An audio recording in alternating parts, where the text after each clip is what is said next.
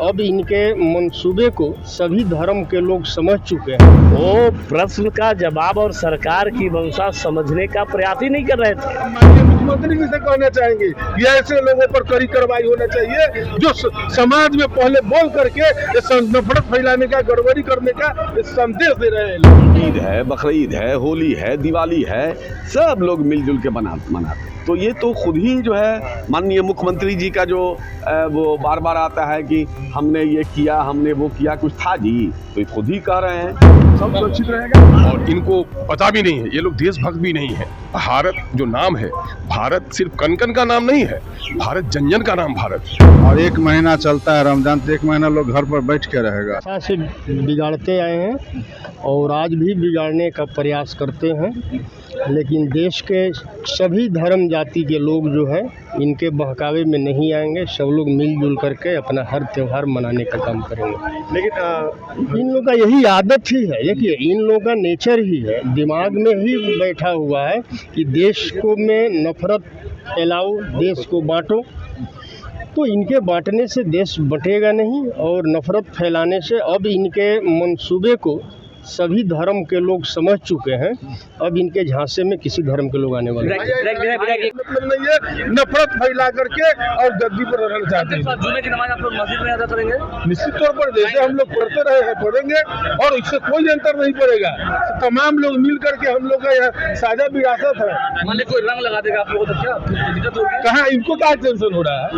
कौन लगा देगा नहीं लगा देगा, इनको क्यों टेंशन? ये पहले को ये लोग गड़बड़ी करने वाले लोग हैं, ये लोग गड़बड़ी करना चाहते हैं। हम माननीय मुख्यमंत्री जी से कहना चाहेंगे कि ऐसे लोगों पर कड़ी कार्रवाई होना चाहिए जो समाज में पहले बोल करके नफरत फैलाने का, गड़बड़ी करने का संदेश दे रहे हैं लोग। मुख्यमंत्री कहते हैं कि हम सेकुलर दल है और इस तरह के सेकुलर दल के लोग अब चले गए हैं जिसके साथ है, अब उनको जवाब देना चाहिए कि इस तरह के भाषा बोलने वाले लोगों के साथ कैसे मुख्यमंत्री जी बैठे हुए हैं। हजारों वर्षों का अपना सांस्कृतिक जो है विरासत है, साझा विरासत है, ये चिंता वो नहीं करे। वो नफरत फैलाने वाले लोग इसकी चिंता ज्यादा मत करे। मोहब्बत रखने वाले लोगों की संख्या ज्यादा है यहाँ, इससे कोई अंतर पड़ने उड़ने वाला नहीं है। अब ये लोग के यही मंशा रहती है। ये लोगों का मंशा रहता है कि गलत किसी तरह का करे, दुर्विकरण करे, समाज में नफरत का मोहल्ला इन लोगों का मकसद रहता है। आस्था जहाँ जहाँ आस्था है उस पर चोट मत पहुँचाओ, या मस्जिद हो या मंदिर हो, आस्था पे आप चोट पहुँचाओगे तो अंदर से तकलीफ होगी, तो भाईचारा बिगड़ेगा। होली के दिन घर से बाहर निकलने के लिए सब सुरक्षित रहेगा। 12 दिन दिखाने की मांग कर रहे हैं। क्या बोले, इन लोग को इतनी नफरत ये लोग लाते कहाँ से हैं? ईद है, बकरीद है, होली है, दिवाली है, सब लोग मिलजुल के मनाते हैं।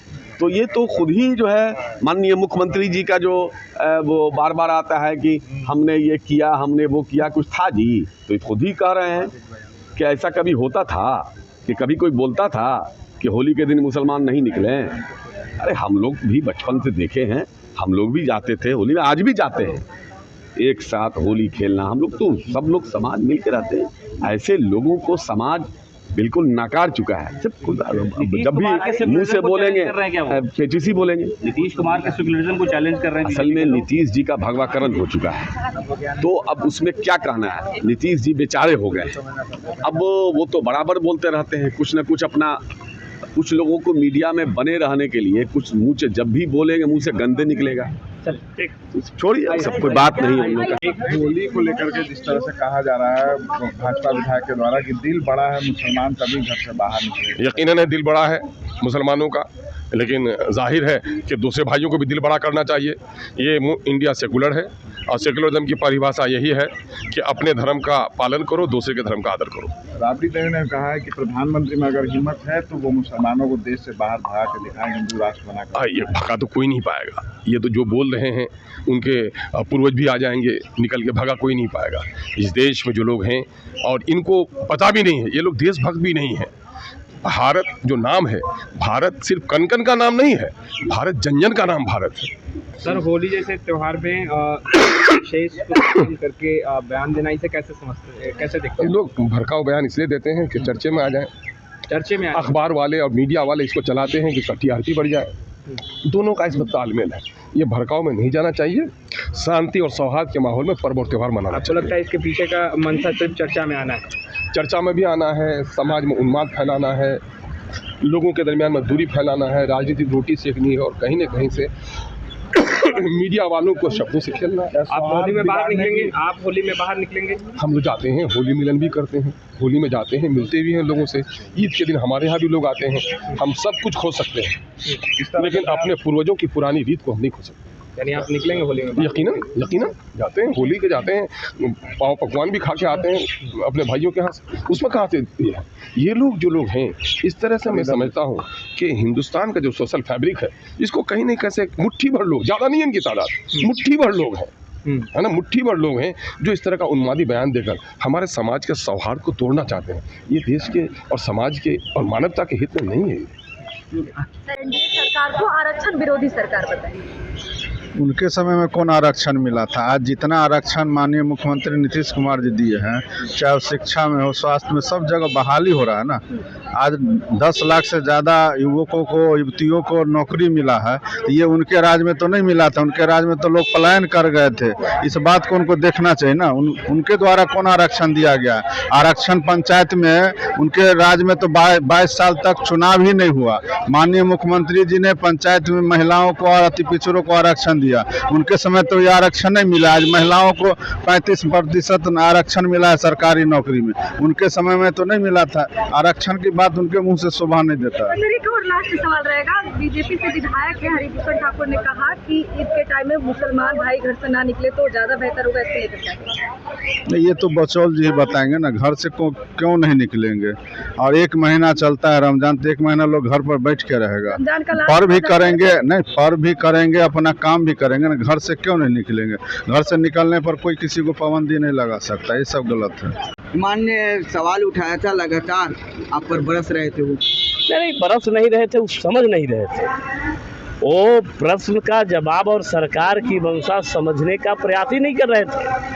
प्रश्न ये था कि बिहार के बाहर जो बिहार राज्य के हमारे जो श्रमिक हैं, उनकी दुर्घटना में मृत्यु हो जाती है तो उनको शव को उनके घर तक पहुंचाने की व्यवस्था सरकार के पास है कि नहीं। श्रम संसाधन विभाग इस बार के बजट में 86,50,000 का प्रस्ताव किया है कि अगर बाहर कोई व्यक्ति मेरा मर जाता है, कोई व्यक्ति की डेथ हो जाती है, तो उसके पार्थिव शरीर को घर पहुंचा देंगे। मेरा आशय ये था कि पलायन शब्द नहीं है, ये सुशासन की सरकार है, माननीय मुख्यमंत्री आदरणीय नीतीश कुमार की सरकार है। इसमें कोई पलायन नहीं करता। पलायन का मतलब कोई डर से भाग गया, कोई सामूहिक रूप से विस्थापित हो गया, ऐसा राज है जंगल राज, कोई छोड़ के भाग गया, उसको पलायन करते हैं। ये तो प्रवासी है, माइग्रेट हुए हैं, जो कुछ दिन के लिए गए हैं नौकरी रोजगार के लिए, फिर वापस घर आएंगे। मैंने यही कहा था, ये पलायन और प्रवासी में मैं उनको अंतर समझा रहा था, लेकिन उनको अंतर समझने के लिए तैयार नहीं है। क्या करिएगा, मानसिकता ही उसी तरह की है। तमसोमा ज्योतिर्गमय गुरुकुल शिक्षा मंदिर संस्थान के साथ बनाए अपना भविष्य। रेगुलर और प्रोफेशनल कोर्सेज, सेकेंडरी और senior secondary courses, law, teachers training courses, pharmacy and nursing के साथ पैरामेडिकल में डायरेक्ट एडमिशन पाए। वेबसाइट विजिट करें या दिए गए नंबर पर कॉल करें। हमारा पता है गुरुकुल शिक्षा मंदिर संस्थान, कल्याण चौक, DS कॉलेज रोड, कटिहार। हमारा वीडियो अगर आपको अच्छा लगा हो तो आप हमारे वीडियो को लाइक करें, शेयर करें और हमारे चैनल को सब्सक्राइब जरूर करें।